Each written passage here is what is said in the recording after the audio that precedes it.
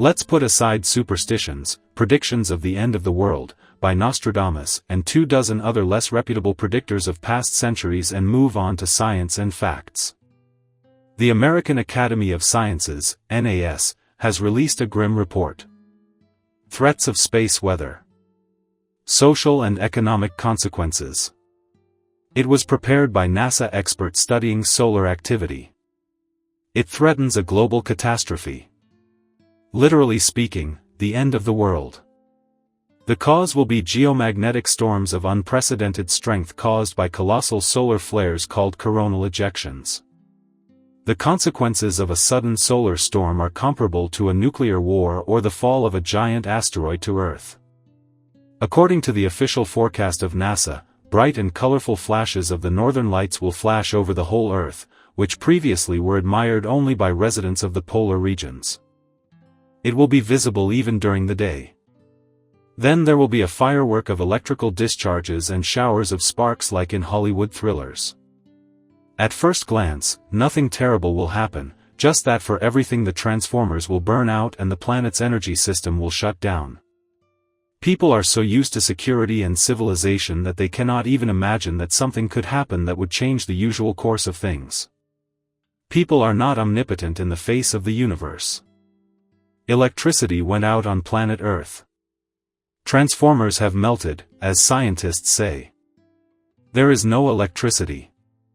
The TV, radio, internet, and telephones are not working. There is no information or communication.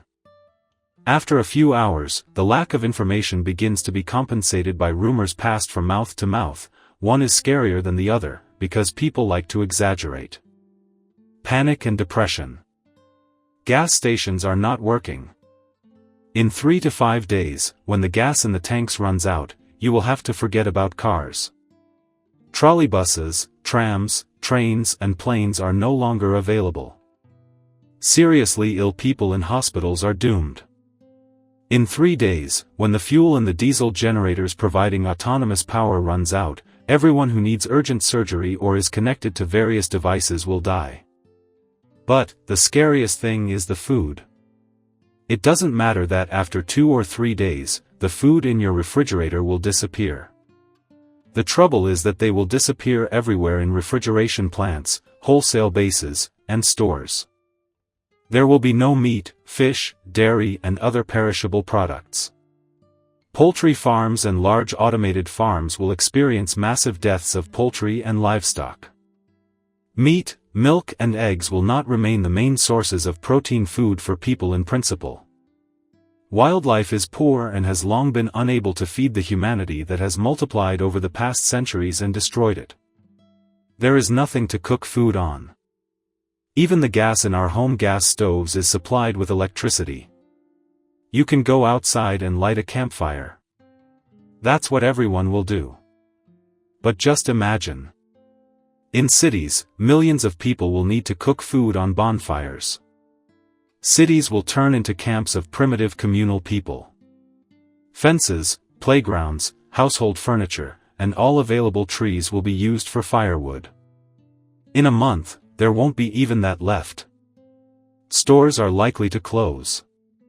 The supplies of pasta, cereals and breadcrumbs of meager food, which only allows you not to starve, will be depleted. Mass starvation, riots and bloody fights for a piece of bread will begin.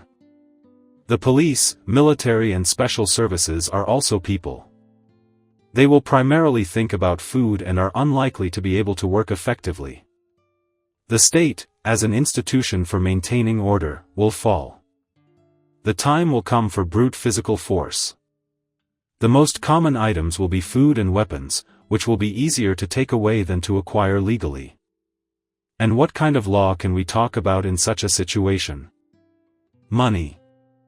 The main financial resources, as everyone knows, are in a cashless state today.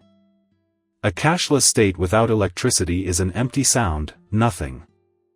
And money is the lifeblood of the economy. Without blood, the economy will collapse in a week. Cash will be in use for some time, but it will soon lose its value. A natural exchange or robbery will come into use. The stratification of society into rich and poor will disappear by itself along with non-cash money. And dead limousines, yachts and villas will cease to be valuable. Why do you need a yacht if you have nothing to eat? But people are smart, they can fix the power grid. One question. How?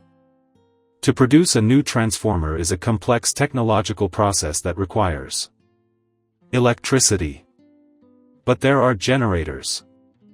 There is, but there is not enough fuel in them to go through the entire technological process of a huge enterprise from start to finish. Besides, where can I get these generators?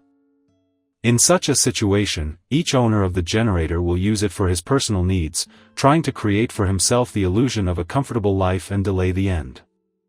Someone will last a week, someone a month, even if it is possible to restore several transformers somewhere. The power generation sources of the turbines of hydroelectric power plants, nuclear power plants and thermal power plants will be stopped by that time, and they will no longer be able to be started. Everything is connected in the energy system. Certain power generation capacities require certain processing capacities. One cannot function without the other. In a month, the collapse of human civilization will come. Humans, as a biological species, will survive, of course, but it will be a completely different person, wild, cruel, thinking only about a piece of meat, about self-survival. The people in the cities will destroy themselves. Only remote settlements, farms, villages, taiga settlements, Bedouins, nomads will survive. Humanity will shrink by 90% in 1 year and will be pushed back by about 10,000 years in its development.